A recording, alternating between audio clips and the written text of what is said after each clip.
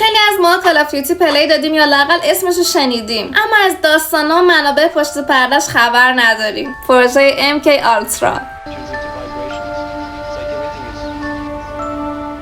I was given a glass of Kool-Aid, and so were the other children. This Kool-Aid was spiked with LSD. It was horrible. اگه سالا کال آف دیوتی پلی ندادی یا فقط کال آف دیوتی موبایل پلی دادی یا فقط وارزون پلی دادی، اصلا عیبی نداره، چون من میخوام کل داستان کال آف دیوتی رو بذارم کنار. ولی تو بخشی از داستان بلک آپس کولد وار یه اسمی رو میشنویم که به نظر من بد نیست راجبش صحبت بکنیم.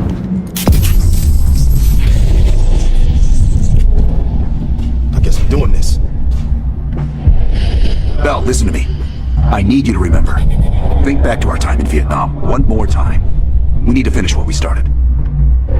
We had a job to do. Think, Belle. Perseus. Do you remember coming face to face with Perseus in Vietnam? EKG is spiking. Shit, heart rate's off the charts. I need you to relax and focus, Belle. Your helicopter crashed.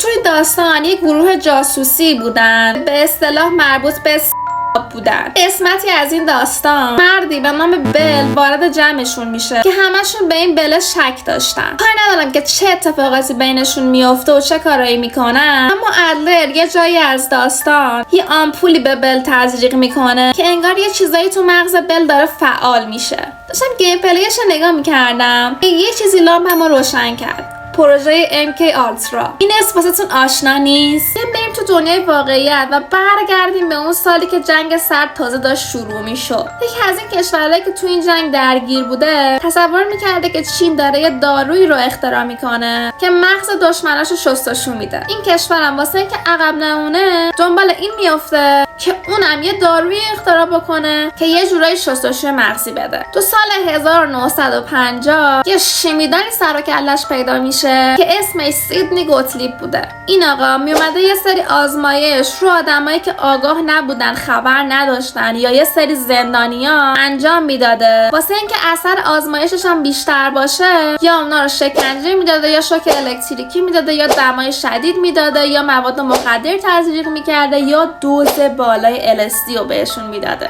کلا اعتقاد داشته که واسه اینکه بتونه شستشوی مغزی بده اول بعد خاطرات قبلی اون فرد رو از بین میبرده، تو مرحله بعدی یه جوری یه سری خاطرات جدید واسه اون فرد بسازه. یعنی چی؟ یعنی اینکه طرف اصلا فکر کنه یه آدم دیگه یک زندگی دیگه داشته، یه جور دیگه به دنیا آمده. کلا روشش اینجوری بوده، یا رو آدمایی که مشکل روانی چیزی داشتن انجام میداده یا اون افرادی که سالم بودن و LSD و مواد توهمزا میداده و کلا نشون میداده که فقط توی این حالت میتونن تغییر پیدا بکنن و اینجوری شد که پروژه MK Ultra به جامعه اومد. خلاصه سعی میکنن این مدارک رو نابود بکنن، ولی گویا یه سری از این مدارک جا میمونه و باعث میشه که دیگه تو دهه 60 اون پروژه ادامه پیدا نکنه. ولی به نظر شما این پروژه تو دهه 60 تموم شده یا هنوزم ادامه داره؟